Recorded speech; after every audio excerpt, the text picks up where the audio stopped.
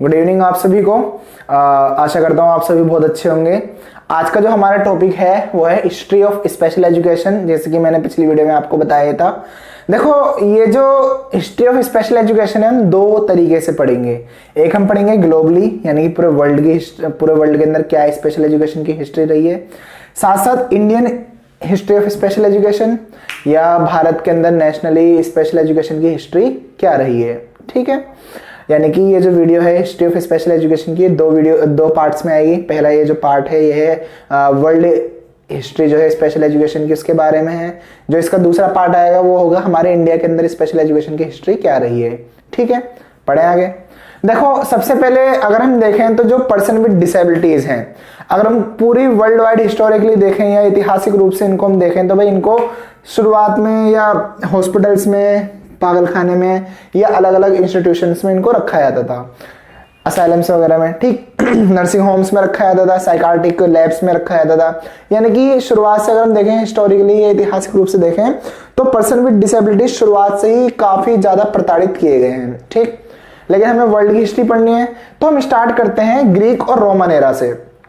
जैसे कि आप सब जानते हैं रोमन एरा तीन महाद्वीपों में या तीन कॉन्टिनेंट्स में फैला हुआ एक रोमन साम्राज्य था या रोमन एम्पायर था। ठीक है, इससे पहले ग्रीक एम्पायर भी था। तो भाई रोमन एम्पायर में ग्रीक एम्पायर का इन्फ्लुएंस पूरे वर्ल्ड पे पड़ा। अब देखो, इनके टाइम पे पर्सन विद डिसेबिलिटीज की या दिव्यांग बच्चों की या विकलांग लोगों की हिस्ट्री क्या थी। अगर हम देखें तो शुरुआत में इनको पनिशमेंट ऑफ गॉड माना जाता था, यानी कि भगवान की एक तरीके से पनिशमेंट दी गई है या भगवान ने इनको दंड दिया है या कोई इविल या शैतान की आत्मा घुस गई है, ऐसा लोग धारणा मानते थे। ठीक है, साथ साथ जो फादर हुआ करता था इसको ये पूरा अधिकार था, राइट था कि वो अपने बच्चे को क्या कर दे, टर्मिनेट कर दे। यानी कि माता के पेट के अंदर जो बच्चा पल रहा है अगर उसे पता चल गया, मतलब हल्का भी अंदेशा होता था तो वो क्या कर सकता था अपने बच्चे को, हालांकि आज के टाइम पे टेक्नोलॉजीज हैं जिससे हम पता लगा सकते हैं कि बच्चे को कुछ प्रॉब्लम है या नहीं, वो उस टाइम पे नहीं थी। लेकिन फिर भी अगर उस टाइम पे अगर शक भी होता था तो वो अपने बच्चे को मारने का पूरा उनको अधिकार दिया गया था, यानी कि टर्मिनेशन का पूरा अधिकार था। और अगर बच्चा पैदा हो भी आता था उसके बावजूद भी अगर बच्चा डिसेबल्ड निकलता है तो बाप को, जो फादर्स थे, उनको पूरा अधिकार था कि उनको कहाँ पे, पहाड़ियों पर जाकर छोड़ दे मरने के लिए। उनको पूरा क्या था, अधिकार था रोमन एरा में, ग्रीक एरा में। ठीक, उसके बाद रोमन साम्राज्य का अंत हुआ लगभग 400-500 ईस्वी के आसपास। और उसके बाद आता है क्या, स्पेशल एजुकेशन का रेडिकुलस एरा, यानी कि स्पेशल एजुकेशन की हिस्ट्री में रेडिक्यूल एरिया। इसका मतलब क्या है, इसका मतलब है समाज की धारणाएं अलग अलग तरीके से बदलने लगी और लोगों की जो विवेचनाएं हैं, जो लोगों की जो धारणा है, विचार हैं इंस्टीट्यूशन के प्रति, वो पनिशमेंट ऑफ गॉड से बदल कर आगे किस पे कि भी इनको तो नौकर बना के रखा जाए, ठीक है, या इनको जोकर की तरह यूज किया जाए लोगों के एंटरटेनमेंट के लिए। क्योंकि देखो रोमन एरा में मैंने बताया, रोमन एरा में क्या था कि कॉलेजियम बनाए गए थे लोगों के एंटरटेनमेंट के लिए अलग अलग जगह पे पूरे वर्ल्ड में, जैसे कि रोम के अंदर, तुर्की के अंदर और स्पेन के अंदर, फ्रांस के अंदर, त्रिपोलितानिया यानी कि आज का मिस्र के अंदर। ठीक, तो यहाँ पे इन कॉलेजियम्स के अंदर लोगों को एंटरटेन करने के लिए जो है ना, जो ड्वार्फ लोग हुआ करते थे उनको जोकर या क्लाउन के तौर पर इनको रखा करते थे। साथ साथ जो पर्सन विद डिसेबिलिटीज थे इनको एज अ सर्वेंट या नौकर के तौर पर भी इनको रखा करते थे। कास्ट सिस्टम में हमारी जो पूरा वर्ल्ड है वो बटा हुआ था। जैसे कि अगर हम देखें इंडियन प्रोस्पेक्टस में तो भाई ब्राह्मण, क्षत्रिय, वैश्य, शूद्र ये बटे हुए हैं कास्टिज्म में।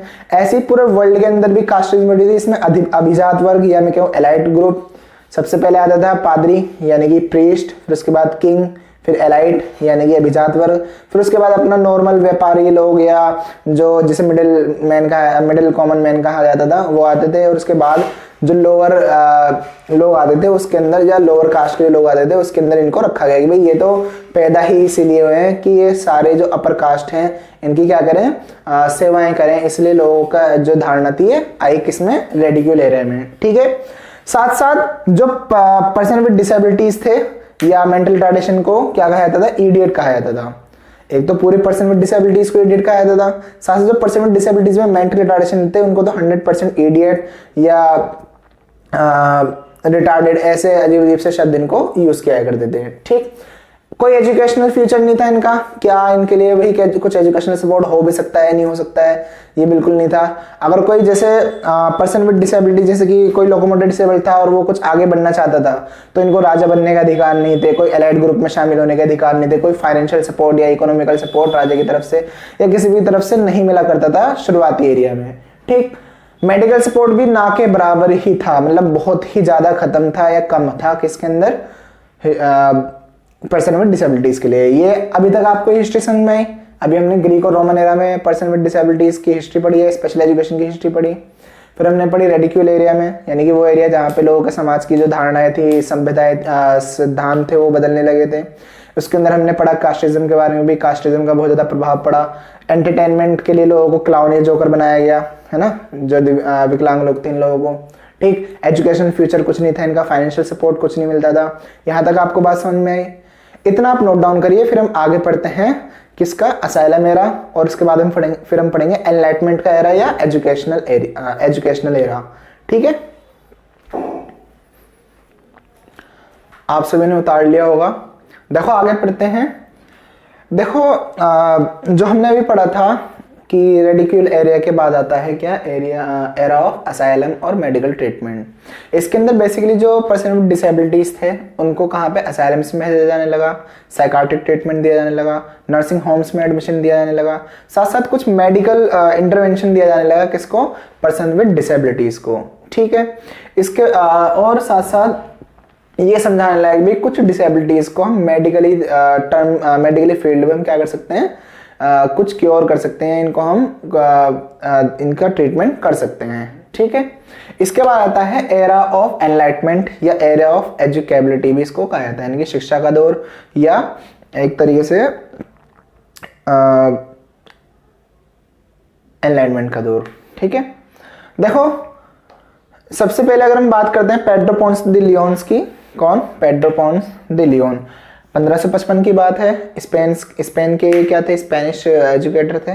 ठीक, इन्होंने सबसे पहले डॉक्यूमेंट पब्लिश करा किसके लिए, डेफ चाइल्ड्स के लिए। किसके लिए पब्लिश करा इन्होंने, डेफ चाइल्ड के लिए। साथ साथ इनको पहला टीचर माना था किसका, डेफ का। ठीक, आगे चल करके एबे चार्ल्स माइकल द एपे नाम से एक और एजुकेटर थे, फ्रेंच एजुकेटर थे ये, ठीक है ना।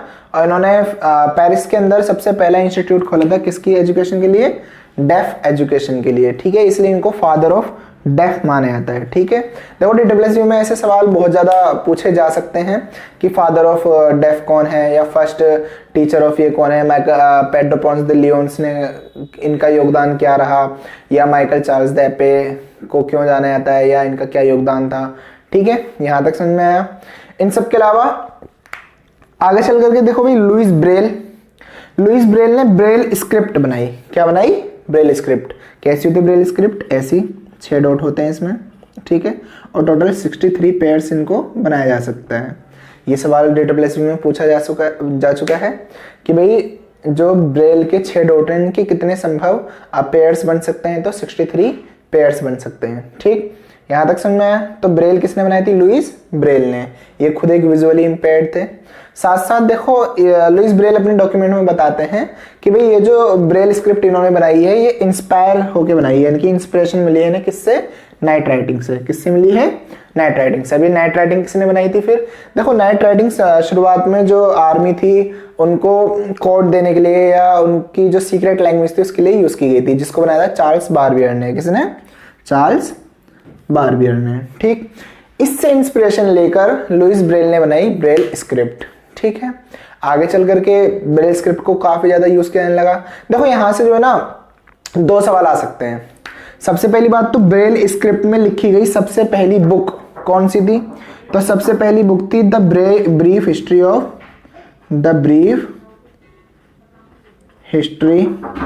Of France.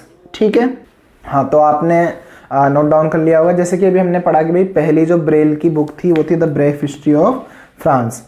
ऐसी अगर हम बात करें इंडिया के अंदर सबसे पहली बुक कौन सी छापेगी ब्रेल की, तो वो थी बाबा जी की झांकियां। क्या नाम था बुक का, बाबा जी की झांकियां। देखो अभी हम पढ़ रहे हैं एजुकेबिलिटी का एरिया या एनलाइटमेंट का एरिया।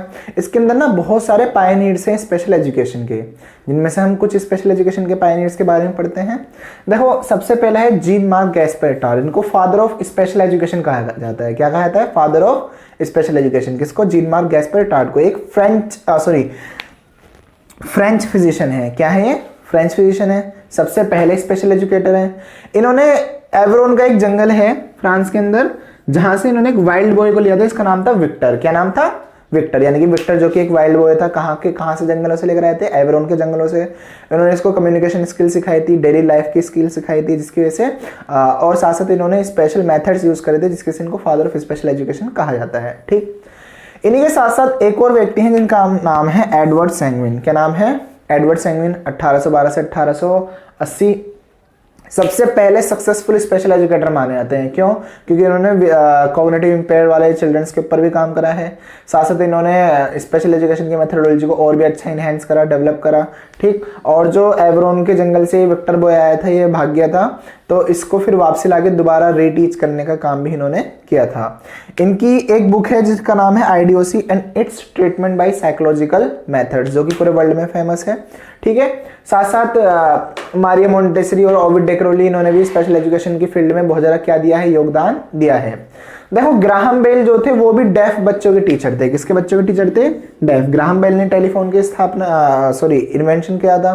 ठीक है, साथ साथ इन्होंने जो डेफ हैं या जो हियरिंग इंपेयर्ड लोग हैं उनको पढ़ाने के लिए अलग अलग मेथडोलॉजी यूज करी थी। ठीक, इसलिए इनके योगदान को देखते हुए स्पेशल एजुकेशन में तो जो डेसिबल जो होता है उसके अंदर डी क्या होता है? छोटा होता है, और बी क्या होता है? कैपिटल होता है। बी जो कैपिटल है बेल, यानी कि ग्राहम बेल को डिनोट करता है। ठीक है, तो यहां तक आपको समझ में आया?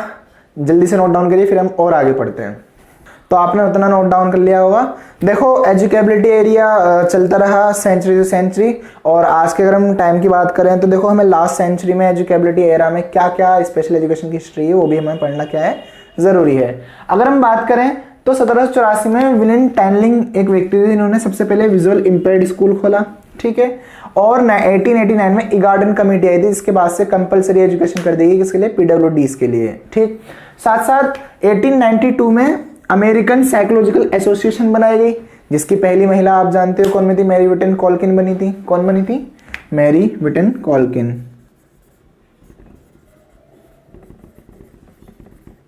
ठीक, मैरी विटन कॉल्किन ये पहली लेडी हेड थी या लेडी प्रेसिडेंट थी किसकी? एपीए की।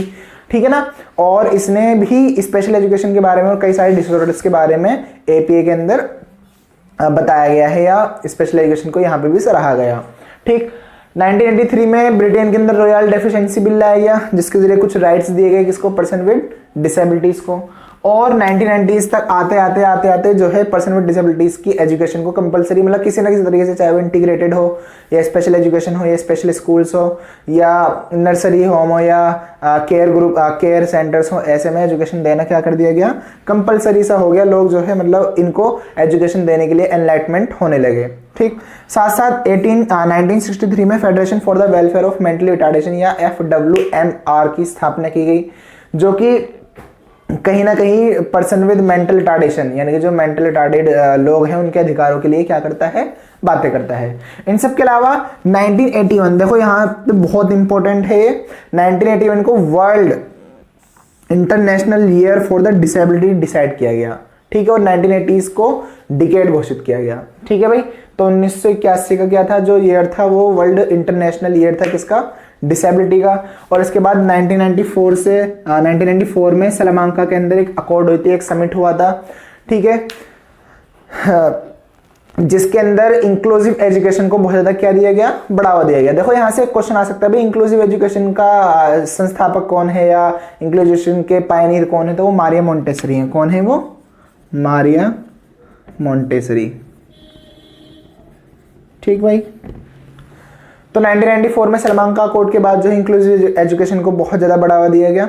ठीक, और EHA यानी कि individual with handicap act, education for handicap act, और आइडिया यानी कि इंडिविजुअल डिसेबिलिटी एजुकेशन एक्ट, ये लाया गया अमेरिका के अंदर, जिसकी वजह से डिसेबल्ड लोगों को और भी ज़्यादा एजुकेशन के क्या मिले? राइट्स मिले। अब देखो, जो अगर हम देखें एक वाइंड अप करें तो देखो अभी हमने क्या पढ़ा था, शुरुआत में रोमन एरा पढ़ा, फिर हमने असाइलम एरा पढ़ा, फिर हमने एजुकेशन का एनलाइटमेंट एरा पढ़ा। ठीक, अगर हम देखें तो शुरुआत में जो है बायोलॉजिकल मॉडल चालू हुआ था, किसका, स्पेशल एजुकेशन का, जिसके अंदर भाई क्या कहते हैं, जो डिसेबिलिटी और जन्मजात होती है या खुदा का प्रकोप, इस टाइप से कुछ जो थी धारणाएं बनने लगी। फिर सोशल मॉडल आया। ठीक, या बायो मॉडल में कुछ मेडिकल चीज़ें भी कहने लगी कि भाई दवाइयाँ दे के ठीक किया सकती हैं या झाड़ फूक से ठीक हो सकता है, इस टाइप की विचारधारा आने लगी। सोशल मॉडल में कि भी इनके अधिकारों की क्या करनी चाहिए, रक्षा करनी चाहिए, ये भी इंसान है, ठीक है ना, इस टाइप की धारणाएं। फिर आज के टाइम पे जो है वो है बायो साइको सोशल मॉडल, जिसके अंदर ये माना जाता है कि डिसेबिलिटीज को काफ़ी हद तक मेडिकल असिस्टेंस और सोसाइटी का भी असिस्टेंस चाहिए। सोसाइटी के अंदर इंक्लूजन, इक्वल राइट्स और मेडिकली फीचर्स, मेडिकली असिस्टेंस भी चाहिए। यहाँ तक समझ में आया? तो ये जो हमने पढ़ा है, ये पूरी जो वीडियो थी, ये सिर्फ और सिर्फ हिस्ट्री ऑफ स्पेशल एजुकेशन में जो ग्लोबली पार्ट है, यानी कि पूरे वर्ल्ड के अंदर क्या क्या हिस्ट्री रही है स्पेशल एजुकेशन की, इसके बारे में थी। अब जब नेक्स्ट वीडियो पढ़ेंगे या नेक्स्ट वीडियो जो आएगी वो आएगी इंडियन स्पेशल एजुकेशन की हिस्ट्री क्या रही है, इंडिया के अंदर स्पेशल एजुकेशन की हिस्ट्री क्या रही है। अगर आपको हमारा कंटेंट अच्छा लगता है तो प्लीज़ लाइक करिए और सब्सक्राइब करिए हमारे चैनल को, और इसको आगे भी बढ़ाइए। और क्या कहते हैं, किसी भी प्रकार की कोई भी अगर आपको कमी लगती है तो प्लीज़ कमेंट के अंदर हमें बताइए, जिससे हमें आगे को और दूसरी वीडियो में आउटपुट अच्छा निकालने के लिए हेल्प मिले, क्योंकि हम भी सीख रहे हैं और आप भी सीख रहे हैं। बाय।